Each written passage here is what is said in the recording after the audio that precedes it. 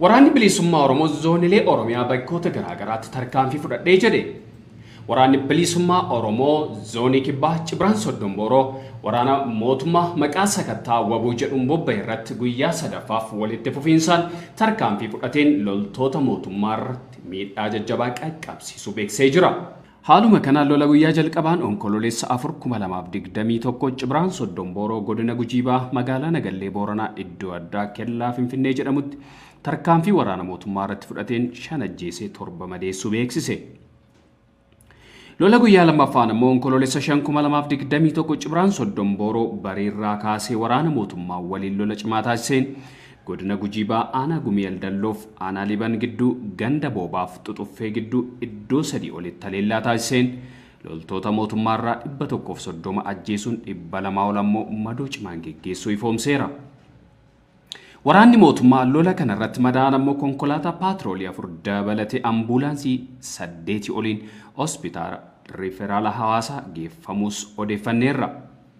Akkasuma Cibiraan Soddoom Booroo Cibiraa Odaa Doolaa waliin ta'uun godina Gujiibaa aanaa Liban ganda Mugaayoo iddoo addaa Gootuu Soolee jedhamutti lola waraana mootummaa waliin taasiseen 70 ajjeesuun 83 ol immoo madoon geggeessuu beeksiseera. Walumaa gala onkoloolessa 5/2021 waraanni bilisummaa Oromoo zoonii kibbaa humna waraana mootummaa 200 ajjeesuun 283 ol madeessee meeshaa waraanaa gosoota garaagaraa AKM 20 ol shugguxii rasaasaaf boombilee irraa hiikuun galii mooraa qabsoo bilisummaa Oromootiif oolchuu kan ifoomse.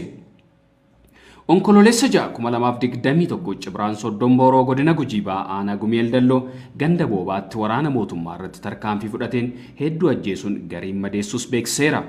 Madoon loltoota mootummaa lola kanaan miidhaman ambulaansii 6 Nagallee Booranaa seenuunis gabaafame. Cibiraan Odaa Doolaas Cibiraa Soddoom Booroo waliin ta'uun aanaa Liban ganda Ardooditti lola cimaa waraana mootummaa waliin taasiseen hedduu du'aaf madoon adabuun gariin boojee harkaan qabus ifoomseera. Yeroo ammaa lolli kun itti fufee jiraachuun illee beekamee jira. Gama waraana bilisummaa Oromoo zoonii Lixaatiin waraanni bilisummaa Oromoo zoonii Lixaa ganama kana jechuun onkoloolessa 7/2021 Wallagga Lixaa Ona Aayiraa iddoo addaa Laga Birbir jedhamutti waraana mootummaa lakkoofsaan hedduu du'aaf madoon adabuu beeksiseera. Waraanni bilisummaa Oromoo gama isaatiin tarkaanfii guyyuu fudhatu beeksisuus gama mootummaa Itiyoophiyaatiin wanti jedhamee jiru.